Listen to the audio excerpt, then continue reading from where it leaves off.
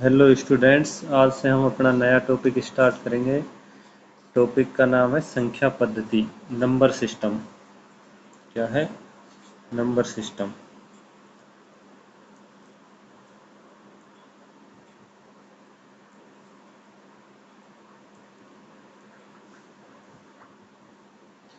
तो इस टॉपिक में हम थोड़ा थोड़ा करके पढ़ेंगे, बहुत बड़ा लेक्चर नहीं बनाएंगे इसमें। इसलिए कि जो शुरुआत में पढ़ रहे हैं उनको दिक्कत ना आए, ताकि ज़्यादा पढ़ के कन्फ्यूजन में ना हो। जिनको ज़्यादा पढ़ना हो वो एक से ज़्यादा लेक्चर देख सकते हैं, तो वही बात होगी। तो सबसे पहले देखेंगे संख्या पद्धति में नंबर। सबसे पहले क्या देखेंगे? नंबर। नंबर कैसे कैसे कितने प्रकार के होते हैं, तो नंबर को हम देखते हैं। पहला टाइप क्या होता है नंबर में? प्राकृत संख्याएं। प्राकृत संख्याएं,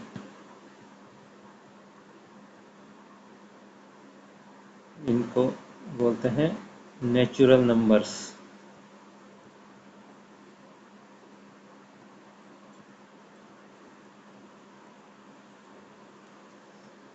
नेचुरल नंबर्स कौन से होते हैं?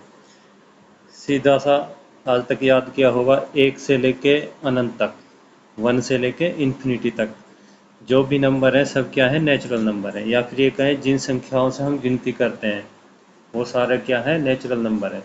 गिनती कहाँ से करते हैं? हम ऐसे ही गिनते हैं ना, 1 2 3 4 5, तो एक से ही शुरू होगा, तो उसको बोलते हैं नेचुरल नंबर। तो 1 2 3 4 5 और ऐसे ही चलते चले जाएं इन्फिनिटी तक, तो वन से इन्फिनिटी तक ये सब क्या है? हमारे नेचुरल नंबर्स हैं। ठीक है। और नेचुरल नंबर्स को डिनोट करते हैं किससे? कैपिटल एन से। नेचुरल नंबर को किससे डिनोट करते हैं? कैपिटल एन से। अब इसमें एक चीज़ याद रखनी है कि जो जीरो होता है वो नेचुरल नंबर नहीं होता है। जीरो क्या है? नेचुरल नंबर नहीं होता है। तो जीरो क्या होता है? जीरो होता है होल नंबर, यानी पूर्ण संख्या। देखो, अब इसके बारे में लिख लेना कि प्राकृत संख्या कौन सी होती हैं। एक से लेके अनंत तक, वन से इन्फिनिटी तक के जो भी नंबर हैं वो क्या है? हमारे नेचुरल नंबर है या प्राकृत संख्याएं हैं। अब देखिए, दूसरा है हमारे पास पूर्ण संख्याएं।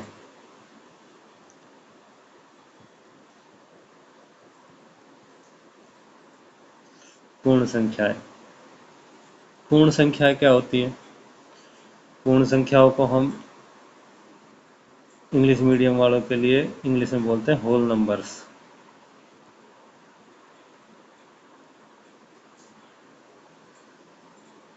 थोड़ा राइटिंग का देख लेना, क्योंकि ये मेरा मोबाइल का ऐप है, मेरे पास बड़ी स्क्रीन नहीं है जिस पे मैं बना सकूं, तो मोबाइल पे लिखने में थोड़ा सा दिक्कत आ रही है। तो पर इतना तो लिखा ही जा रहा है कि समझ में आ रहा है आपको। चलो, पूर्ण संख्याएं कौन सी होती है? जो प्राकृत संख्याएं हैं उनमें जीरो शामिल कर दें, क्या हो जाएगा? 0 1 2 3 और ऐसे ही चले जाएं इन्फिनिटी तक, तो ये सब क्या हो जाएंगे? हमारे होल नंबर हो जाएंगे। प्राकृत संख्याओं में अगर जीरो शामिल हो जाए तो वो क्या हो जाएंगे? होल नंबर या पूर्ण संख्याएं। और इनको हम कैपिटल डब्ल्यू से शो करते हैं। किससे करते हैं? कैपिटल डब्ल्यू पे। अब देखिए, यहाँ पे एक कन्फ्यूजन रहता है कि पूर्ण संख्याएं होल नंबर और पूर्णांक इंटीजर, एक होता है पूर्ण संख्या और एक होता है पूर्णांक। इसको बोलते हैं इंटीजर।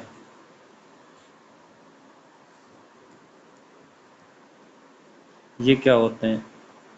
इनको एक साथ इसीलिए बता रहा हूँ। पूर्णांक क्या होंगे? देखो, जीरो से चलेंगे 1 2 3 और ऐसे चलते चले जाएंगे इन्फिनिटी तक। ऐसे ही इधर भी चलेंगे, -1 -2 -3 और इन्फिनिटी तक। माइनस में भी कहाँ तक चले जाएंगे? इन्फिनिटी तक। तो पूर्ण संख्या में तो सिर्फ पॉजिटिव नंबर्स होते हैं, और पूर्णांक में क्या होते हैं? पॉजिटिव और नेगेटिव दोनों होते हैं। बस ये ध्यान रखना है कि होल नंबर और नेचुरल नंबर। नेचुरल नंबर मतलब ये हो गया प्राकृत संख्या। प्राकृत संख्या ये दोनों तो हैं हमारे प्राकृत संख्या और पूर्ण संख्या, इसमें सिर्फ पॉजिटिव होंगे, है ना। प्राकृत संख्या में जीरो नहीं होगी, पूर्ण संख्याओं में जीरो भी होगी। और पूर्णांक में इंटीजर में क्या होगा, प्लस माइनस, पॉजिटिव और नेगेटिव दोनों तरह के अंक शामिल होंगे, तो वो क्या बन जाएगा, पूर्णांक बन जाएगा। अब देखो इसको धनात्मक ऋणात्मक की बात करते हैं तो एक चीज़ और आ जाता है हमारे पास। जब धनात्मक और ऋणात्मक की बात करेंगे तो एक चीज़ और आ जाएगी हमारे पास, वो क्या होगा, जीरो। जीरो को क्या बोलेंगे हम, जीरो। बाकी तो एक से लेके इन्फिनिटी तक अगर माइनस का साइन लगा है तो उसको नेगेटिव बोल देंगे, और उसका धनात्मक या ऋणात्मक, माइनस का साइन लगा है तो हिंदी में बोलेंगे ऋणात्मक, नेगेटिव नंबर।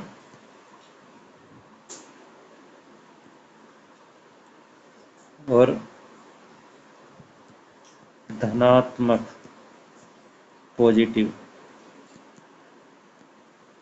देखो इंग्लिश मीडियम हिंदी मीडियम दोनों के लिए एक साथ चल रहा है।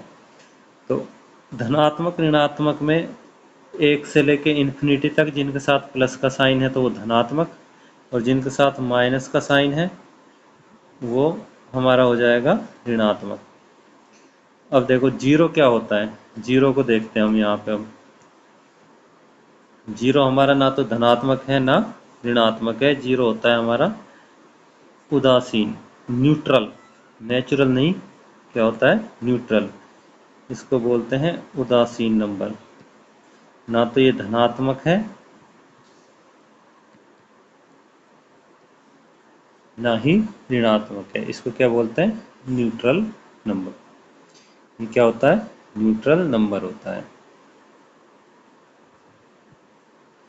अब एक चीज और जो कन्फ्यूजन हो जाता है, धनात्मक नंबर में जो बड़ी संख्या होती है वो बड़ी होती है, लेकिन ऋणात्मक में उल्टा हो जाता है। जैसे कोई भी एग्जांपल ले लेते हैं हम, एक 5 है और 9 है, तो अभी जब तक ये धनात्मक है तो बड़ा कौन है हमारा, 9 है, लेकिन इनमें माइनस का साइन साथ में आ जाएगा तो बड़ा कौन हो जाएगा, -5।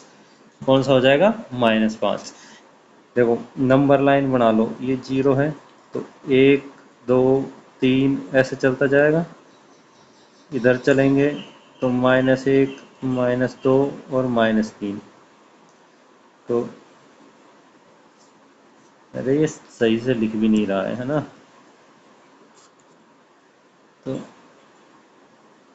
-3, इस नंबर लाइन पे जो नंबर राइट साइड में होगा वो बड़ा होगा, लेफ्ट साइड वाला छोटा होगा। कभी भी कंपैरिजन करेंगे तो देखो अभी हमने 3 3 तक लिखा है दोनों साइड, तो इनमें ही देखते हैं। तो इन नंबर में -3 है जो सबसे छोटा है, और +3 है वो सबसे बड़ा है। जो राइट साइड में होगा वो बड़ा होगा। अब कोई भी दो नंबर का कंपैरिजन करोगे तो ये देख लो कि नंबर लाइन पे वो लेफ्ट साइड में आ रहा है या राइट साइड में आ रहा है, तो वो जिस साइड आ रहा होगा उस तरफ का नंबर, वो राइट साइड में जो आ रहा होगा वो वाला नंबर बड़ा होगा। सीधा सा याद रखना है, इसमें कंफ्यूजन में नहीं आना है कि बड़ा कौन सा है। चलो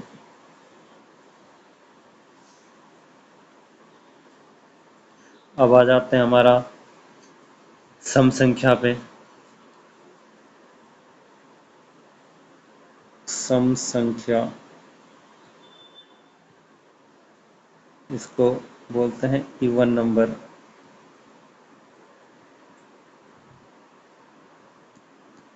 इवन नंबर कौन से होते हैं, इवन नंबर जो भी होंगे वो क्या होंगे, पूर्णांक होंगे, सारे इंटीजर होंगे, है ना। कोई इंटीजर नहीं है तो वो इवन नंबर में नहीं गिना जाएगा, है ना। और इंटीजर होंगे तो कौन कौन से होंगे, वो वाले इंटीजर जिनके अंदर 2 का भाग, है ना, या फिर बोले जो 2 से भाज्य हो। या फिर देसी लैंग्वेज में बोल देते हैं जिसमें 2 का भाग पूरा पूरा चला जाए, 2 से डिविजेबल हो, वो संख्या क्या होगी? सम संख्या होगी। और सम संख्याओं का जो इकाई का अंक होगा, जीरो पोजीशन होगी, वो क्या होगी? 0 होगी, 2 होगी, 4, 6, 8। उसके इकाई के अंक पर ये 5 अंक में से कोई ना कोई अंक उपस्थित होगा, तो वो क्या होगा? सम संख्या होगी, इवन नंबर होगा। इसके उलट दूसरा है विषम संख्याएं।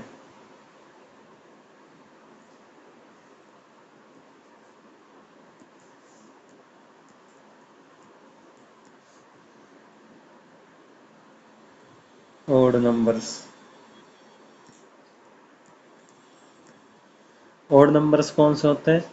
इसका उल्टा पहले ही बोला, वे पूर्णांक संख्या जो 2 से भाज्य नहीं है, 2 से डिविजेबल नहीं है, वो सारी क्या होंगी? विषम संख्याएं होंगी। और इनका जीरो पोजीशन पे या इकाई के स्थान पर कौन कौन से अंक आएंगे? 1, 3, 5, 7 और 9, ये अंक होंगे। तो वो क्या हो जाएगी? विषम संख्या हो जाएगी। जिनके इकाई के अंक पर स्थान पर 1, 3, 5, 7, 9 आ जाए तो वो विषम संख्या है। 0, 2, 4, 6, 8 आ जाए तो सम संख्या है, इवन नंबर हो जाएगा। अब हमारा ये सिंपल सी बातें हैं, आपने पढ़ी हुई भी है, लेकिन एक बार बताना ज़रूरी है जिसको याद नहीं है। कई बच्चे हैं जो पुरानी बातें भूल जाते हैं, मैथ से प्यार नहीं था तो भूल गए होंगे, तो उनके लिए बताना ज़्यादा ज़रूरी है। इसके बाद होता है, अगला टॉपिक आ जाएगा हमारा अभाज्य संख्याएं। अभाज्य या इनको रूढ़ भी बोलते हैं, दूसरा नाम कहीं लिखा आ भी जाए तो रूढ़ संख्याएं। इनको इंग्लिश में बोलेंगे प्राइम नंबर। प्राइम नंबर लिख लेना, प्राइम नंबर। ये कौन से होते हैं? ये भी पूर्णांक ही होते हैं, लेकिन वो पूर्णांक होते हैं जिनमें एक और स्वयं उस संख्या के अलावा किसी और संख्या का भाग ना जाए। एक क्यों? एक का तो कोई भी संख्या हो सब में जाएगा ही जाएगा, तो आपको ये रटने की ज़रूरत नहीं है, क्योंकि जो कंपटीशन एग्ज़ाम के लिए तैयारी कर रहे होंगे उनको तो परिभाषा तो, डेफिनेशन तो कोई पूछेगा नहीं। इसलिए ये करना है कि एक और स्वयं के अलावा किसी का भाग ना जाके स्वयं के अलावा किसी और संख्या का भाग ना जाए, याद कर सकते हैं, क्योंकि एक का तो कोई भी संख्या हो जाएगा ही जाएगा, उसको तो कोई रोक ही नहीं सकता। तो एक को रोक सकता है कोई? कोई नहीं रोक सकता। तो इसमें कौन कौन सी संख्याएं आएंगी? 2, 3, 5, 7, 11, 11 के बाद 13, और ऐसे ही आगे जो भी संख्या आएंगी वो सारी क्या होंगी? जिनमें स्वयं के अलावा कोई सी और संख्या का भाग नहीं जा रहा है, वो सारी संख्याएं क्या होंगी? अभाज्य संख्याएं होंगी। क्या होंगी? अभाज्य संख्याएं। अब इनके ऊपर क्वेश्चंस कैसे आएंगे वो भी आगे के उसमें क्लास में बता दूंगा, लेकिन अभी तो होती क्या है इतना ही सीखो। इसमें अभी आप कहोगे कि एक में भी स्वयं का ही भाग जा रहा है, उसके अलावा किसी और का भाग नहीं जा रहा है, लेकिन एक अभाज्य संख्या नहीं होती है। एक क्या है? अभाज्य संख्या नहीं होती है। ठीक है। अभाज्य संख्या की शुरुआत कहाँ से होगी? 2 से होगी। अगर कोई पूछे कि सबसे छोटी अभाज्य संख्या कौन सी है, तो सबसे छोटी कौन सी होगी हमारी? सबसे छोटी होगी 2। सबसे छोटी अभाज्य संख्या कौन सी है? 2। एक तो क्वेश्चन आता है सबसे छोटी अभाज्य संख्या, तो उसका उत्तर 2 हो जाएगा।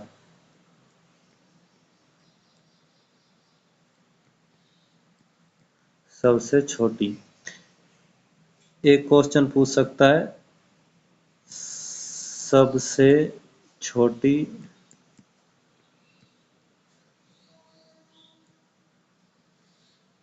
विषम अभाज्य, तो वो क्या हो जाएगा हमारा? 3 हो जाएगा। सबसे छोटा विषम अभाज्य होगा वो क्या? 3 होगा। इसमें कई लोग जल्दबाजी में एक कर देते हैं तो एक अभाज्य संख्या नहीं होती है, प्राइम नंबर नहीं होता है, ये ध्यान रखना है। और एक चीज और है कि जो अपने अभाज्य संख्या है, प्राइम नंबर है, उनमें सिर्फ एक ही सम संख्या है ना, एक ही सम संख्या है, सबसे छोटा बोलो या सबसे बड़ा बोलो सम संख्या के लिए, तो वो दोनों क्या है, दो है। दो के अलावा कोई और सम संख्या इसमें नहीं आती है, क्योंकि कोई और सम संख्या आएगी उसमें दो का भाग तो जाएगा ही जाएगा, इसलिए वो अभाज्य नहीं होगी।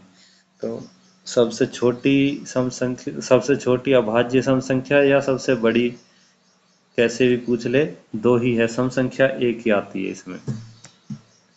चलो, यहाँ तक आपको समझ में आ गया होगा। और इससे अगला है भाज्य संख्याएं। भाज्य संख्याएं कौन सी होती हैं? भाज्य संख्या बिल्कुल जैसा भी बताया, अभाज्य में भाज्य या उनको यौगिक संख्याएं भी बोलते हैं, यौगिक संख्याएं, इनको कंपोजिट नंबर्स, है ना, ये क्या होता है, कंपोजिट नंबर्स। हाँ, अब ये हो जाएंगे अभाज्य संख्याओं के उल्टी, प्राइम नंबर का बिल्कुल उल्टा। उनमें क्या था, एक और स्वयं के अलावा किसी और संख्या का भाग नहीं जा रहा था, इनमें एक और स्वयं के अलावा भी किसी और संख्या का भाग जा सकता है, तो वो सारी क्या हो जाएंगी, वो भाज्य संख्या हो जाएगी, कंपोजिट नंबर हो जाएगा। जैसे हमारे पास दो था, तीन था, उनमें तो स्वयं के अलावा और कोई नहीं जा रहा था, तो हमारी भाज्य संख्या कहाँ शुरू होगी, चार से होगी, है ना। चार के बाद देखो पांच हमारी उसमें थी, आप देख सकते हो अभाज्य में थी, तो ऐसे ही जिस जिसमें भाग जा रहा है वो सारी क्या हो जाएगी, भाज्य संख्या हो जाएगी। 6, 8, 9, देखो ये मत कर लेना कि विषम संख्या है तो उसमें भाग नहीं जाएगा, 9 में 3 का भाग जा रहा है ना। 9 के बाद 10 भी है, 12 भी है, तो ऐसे ही बढ़ते चले जाओगे, जिनमें दो को छोड़कर सारी सम संख्याएं भाज्य हैं। पहले तो एक अकेले दो को छोड़कर सारी सम संख्याएं क्या है, भाज्य हैं, है ना। तो ये कंफ्यूजन रखना ही नहीं है, एक दो अकेला ऐसी प्राइम नंबर है जो कि कंपोजिट नंबर नहीं है। चलो,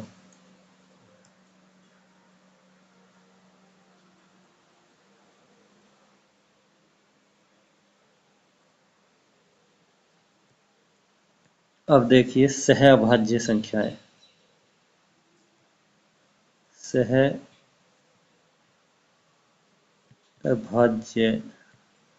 संख्याएं, इनको इंग्लिश में बोलते हैं को प्राइम नंबर। क्या है, को प्राइम नंबर्स, है ना, सह अभाज्य संख्याएं या को प्राइम नंबर्स।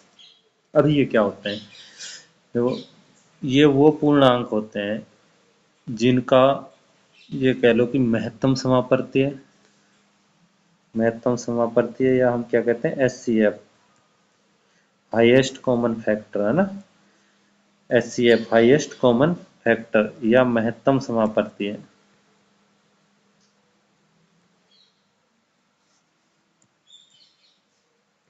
महत्तम समापवर्तक, समापवर्तक जो वो एक हो। अब महत्तम समापवर्तक क्या होता है, महत्तम समापवर्तक वो बड़ी से बड़ी संख्या होती है जिसका दी हुई संख्याओं में, चाहे एक दे रखी है, दो दे रखी है, एक का तो महत्तम समापवर्तक के निकालो कहाँ से एचसीएफ, तो कम से कम दो संख्या तो होगी, 2, 3, 4 जितनी भी संख्याएं दे रखी हैं उन सब में पूरा पूरा भाग चला जाए, मतलब उस पर भाग लगाए तो पूर्ण संख्या ही आए, हमारा पूर्णांक ही आए, पूर्ण संख्या नहीं, पूर्णांक ही आए, तो वो क्या होता है, हमारा महत्तम समापवर्तक होता है। तो हम इसकी डेफिनेशन बोल सकते हैं कि दो या दो से अधिक संख्याएं जिनका एच सी एफ एक है, तो वो सारी क्या है, को प्राइम नंबर है, या फिर एक के अलावा उनका कोई कॉमन फैक्टर नहीं है, हिंदी में बोले तो उभयनिष्ठ गुणनखंड, है ना। तो कॉमन फैक्टर सिर्फ एक है उनका, उसके अलावा कोई और कॉमन फैक्टर नहीं है, तो वो क्या हो जाएंगी, सहअभाज्य संख्याएं हो जाएंगी। जैसे एग्जाम्पल ले लेते हैं, 3 और 5 ये सहभाज्य संख्याएं हो गई। 4 और 9 तो ये भी क्या हो गई, सहभाज्य संख्याएं हो जाएंगी। तो इनमें क्या है, 3 और 5 में कोई ऐसी संख्या है एक के अलावा जिसका भाग जाता हो? 4 और 9 में भी नहीं है। तो ऐसे कोई और भी संख्या लिख सकते हो, लगातार कोई भी संख्या लिख लो, 1 और 2 को छोड़ के, शुरुआत की 2 संख्या छोड़ के, सब सहभाज्य संख्याएं पहली बात तो। जैसे अभी लिख देते हैं हम 9 से आगे कोई लिख दे 15 और 16, इनमें देख लो एक के अलावा कोई कॉमन संख्या हो जिसका भाग जा रहा हो, नहीं जाएगा। लगातार कोई भी 2 संख्या होगी वो हमेशा सहभाज्य होगी, सिर्फ 1 और 2 को छोड़ के, शुरुआती 2 अंक को छोड़ दो, उसके बाद सब कोई भी लगातार 2 अंक ले लो, वो सहभाज्य संख्या मिलेगी आपको। और लगातार ना लेके अंतर से लेंगे तो भी मिलेगी, जैसा कि मैंने एग्जांपल दिया 4 और 9 का, तो ऐसे भी मिल जाएंगे आपको कि लगातार नहीं है फिर भी वो सहभाज्य संख्याएं हैं। तो अभी आपको सहभाज्य संख्या भी समझ में आ गई होगी। अब हम चलते हैं अगले टॉपिक पर। इसी में है जो किसी नंबर के लिए हम निकालते हैं स्थानीय मान या फिर जातीय मान, है ना। तो ये देख लेते हैं इनके स्थानीय मान और जातीय मान क्या होते हैं। देखो सबसे पहले तो हम देखते हैं स्थानीय मान। स्थानीय या हिंदी में इसको एक और नाम होता है आकस्मिक मान। स्थानीय या आकस्मिक मान, इंग्लिश में बोलते हैं प्लेस वैल्यू।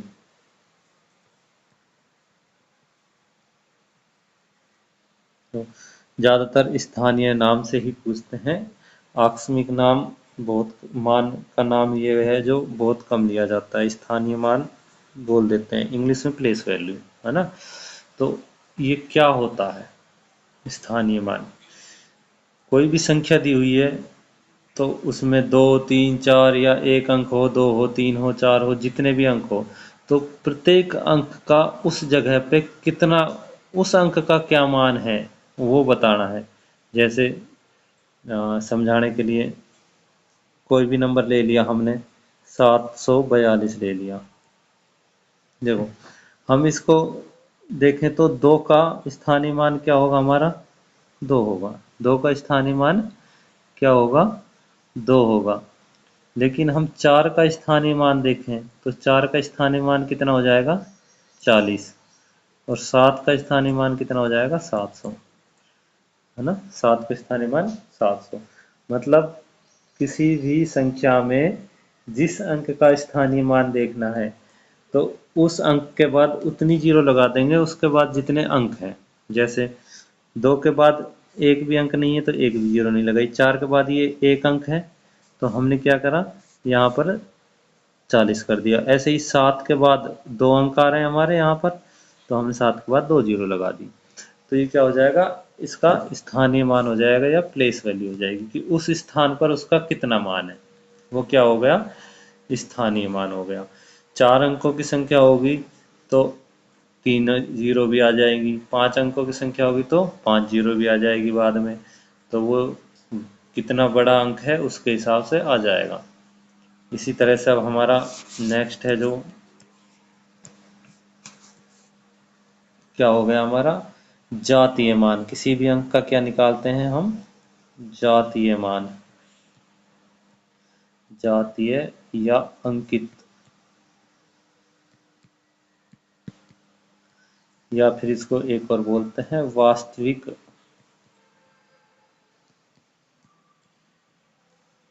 और शुद्ध। कई नाम हो गए तो कंफ्यूजन में नहीं आना है। ज़्यादातर जातीय मान पूछ लेता है ना, नाम लेता है यूज में, तो या वास्तविक नाम कहीं कहीं पे, ये नाम बहुत कम यूज में लेता है, पर याद रखना है कहीं पर ले ले। उसकी वजह आपके लिए कंफ्यूजन खत्म, पेपर तो इंग्लिश और हिंदी दोनों में आता है, तो इंग्लिश को याद करो फेस वैल्यू, तो कंफ्यूजन ही खत्म, एक ही नाम हो जाएगा फेस वैल्यू, है ना। हिंदी में करोगे तो थोड़ा बहुत कंफ्यूजन रहता है, वैसे ज़्यादातर जातीय मान ही पूछता है, कहीं कहीं पे वास्तविक मान ही पूछ लेता है। अंकित और शुद्ध बहुत कम पूछता है, लेकिन याद तो रखना पड़ेगा ना। तो इसमें क्या होगा, ऐसे ही एक संख्या ले लेते हैं, जैसे ले लिया 657, है ना। इसमें जो जिस अंक का पूछा है वही अंक उसका जातीय मान होगा, जो भी अंक है वही जातीय मान हो जाएगा। जैसे 7 का जातीय मान पूछे तो 7 का जातीय मान 7 है, इसमें 5 का पूछे तो 5 है, 6 का पूछे तो 6 है। देखो ये तो हमारे जातीय मान, जो अंक जिसका पूछा है वही अंक हो जाएगा, कोई इसमें तो झंझट ही नहीं है। स्थानीय मान में होता है कि जीरो लगानी होती है। अब दोनों में एक चीज़ कॉमन होती है, वो क्या होती है, देखो जो इकाई का अंक है किसी भी संख्या का, उसमें क्या होता है, स्थानीय मान और जो जातीय मान या अंकित मान है, जो प्लेस वैल्यू और फेस वैल्यू, दोनों क्या होती है, समान होती है, बराबर होती है हमेशा। क्या होती है, बराबर। जैसे इसमें 7 का ये हमारा क्या आ गया, जातीय मान आ गया, फेस वैल्यू आ गई। अगर इसके हम प्लेस वैल्यू लेंगे तो वो भी क्या आएगा, 7 आएगा। अब एक एग्जांपल और लेते हैं, उसको और समझो, अगली जो बात बता रहे हैं, जीरो किसी भी पोजीशन पे हो किसी अंक में, है ना, उसका हमेशा ही स्थानीय मान और अंकित मान, place value and face value zero ही होगी हमेशा।